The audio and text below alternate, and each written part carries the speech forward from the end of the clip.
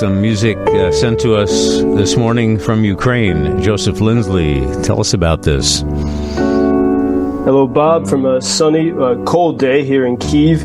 And this is a French composer, Eric Satie, his Gymnopedia #1. And I chose to share it with you all because on Saturday, I was running through a Kyiv park near the famous golden domed monastery of St. Michael. There's a massive statue of St. Vladimir the Great overlooking a ridge where you can see the mighty Dnipro River, the neighborhoods, the forests, the beaches of the city of Kyiv. Very peaceful scene. And I heard this music, and although it was about 40 degrees, so quite chilly, there was a young woman sitting at an outdoor piano, which is kind of common in Kyiv to see outdoor pianos. It's a very musical city. And she was playing this tune, and people were walking by, or some stopped to listen to the music, and it was such a nice scene of calm, civilized life, despite the darkness all around.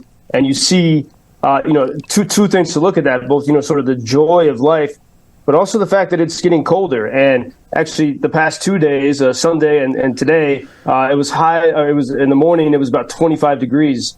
So it is definitely cold here. I just heard from volunteers down in the south, in the city of Kherson, which is under such frequent shelling. Down south, it's covered in snow. And so we are, winter has begun, and still Russia has not been able to begin these, expected regular Ukrainian infrastructure attacks. In many places throughout Ukraine, I would say actually almost in every major city, there's power, electricity, cell service, but generators remain at the ready if there is some major infrastructure attack. And even though still the Russians have not launched a major nationwide missile attack on Ukraine, it doesn't mean that they're not, the Russians are not doing anything. Indeed, they were very busy over the weekend on both Friday night and Saturday night into the early hours of Sunday. The Russians sent dozens of groups of Iranian suicide drones throughout Ukraine. It's sort of, as I always call it, it's a sort of dance macabre. You're sitting there wherever you are in the country, watching the alerts, and the drones are maneuvering, sneaking through the forest and fields throughout this vast country. Really, you could describe it as harassment. And Saturday night was very foggy in Kyiv, and I'm here in the center of the city, and we had reports that drones were approaching from the north, the south, the east, the west, everywhere. What they do is they change course, and some of them can't be detected until they get very close. And the alarms began to ring out here in the city of Kyiv. We had reports that drones are moving down, flying over the Dnipro River, approaching the capital. And, as you look out in the fog of the city, you can see the searchlights around the perimeter of the city, frantically looking for incoming drones. And you really can feel, that the whole capital is under attack. And then we began to hear a succession of low thuds, which was the air defense at work. And really, it was remarkable. They did an exquisite job of protecting the city. All those drones that were directed toward Kyiv were swatted away before they could hit the city. And so you have this madness of these midnight drones maneuvering. It's sort of, it just to really think about, what possesses someone to say, oh, at midnight, I'm going to send a fleet of drones to try to destroy people in a sleeping city. And that's exactly what Russia is doing with these Iranian drones. And, you feel these little sort of, they're made in Iran, a regime that is allied with Russia, and these little eyes of Sauron, traversing the Ukrainian countryside, seeking their targets.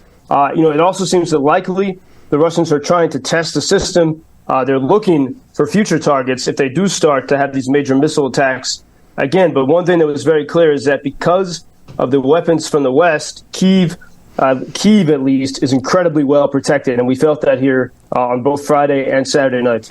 Yeah, I was thinking about that this summer, as you've spoken about that, Joseph. We're worried about bees or mosquitoes around here, and you got drones flying over your head. And there's also a very interesting story about radio signals being used to overwhelm communication links to drones. There is electronic warfare going on there, isn't there? Yeah, both sides, and it's a rush to to innovate more and more. And at the very beginning, Ukrainians were much more innovative when it came to electronic warfare and drones, because it was sort of a free society. There was a lot of tech industry here. There still is. But the Russians have started, unfortunately, to catch up with that. Often we have, while we haven't had major Russian missile attacks throughout Ukraine, there very often are simulated launches. So everyone will think that there are missiles coming your way, and then it turns out those were false targets. And all of this is meant to test and confuse the system. Meanwhile, I saw we see the news in Argentina of the new president, Javier Milei, and it's interesting to me for two reasons. One, he is very pro-Ukrainian. He brought the Ukrainian flag to the Argentinian Congress. He said those who support the ideas of freedom cannot tolerate or support an invasion like Russia has done in Ukraine. And this is interesting because I think many people in America who are applauding Milei do not support Ukraine. It was a similar situation with when Giorgia Meloni became prime minister of Italy. Some of you could say, sort of Trump supporters in America who wanted to like Giorgia Meloni, or they wanted to like the new Argentinian president, they really are deeply opposed to Ukraine. But if you look clearly at this new president in Argentina, he's been clear about standing up to both Beijing and to Moscow.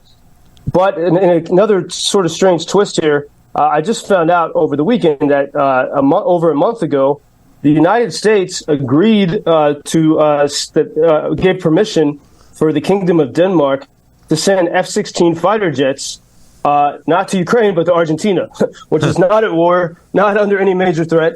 And they're going to send, I think it's 24 F-16s from Denmark, which is more than Denmark is going to give to Ukraine. And those still haven't arrived yet, sometime in the future in 2024. But this is a very curious thing that no one talked about. But why would, with all the rhetoric about supporting Ukraine, why would you be sending F-16s to Argentina?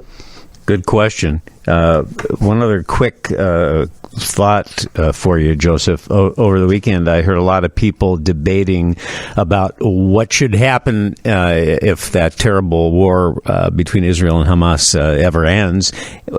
And nobody knows what to do the day after.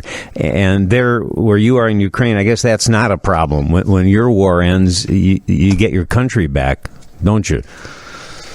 Yeah, I think that it would be very clear, and I think the question that maybe people in the West are uncomfortable thinking about, that day of the war ending means that Russia is totally defeated and demilitarized. That there has to be a commitment, and as President Zelensky has laid out in his peace plan, which is agreed to by especially the countries that are near Russia, that Russia has to leave all of the Ukrainian territory and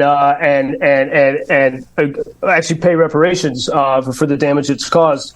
And obviously, it's a bit more difficult because with Israel and Hamas is a tip of the spear point of people who want the destruction of Israel all around the world. And so that is a very different situation. Joseph Lindsley in Ukraine. I hope things remain calm there for you, Joseph, and maybe the weather will warm up, too. We'll talk tomorrow. Till tomorrow. Thank you, Bob. Thank you for introducing Ukraine on your social media pages. That's very important that much more people can get more information about the situation here and how everybody can help Ukraine to stay stronger and to save all the world. Что он сказал? Well, which side are you on? На чьей ты стороне? Come on now. Oh, which side are you on? На чьей ты стороне?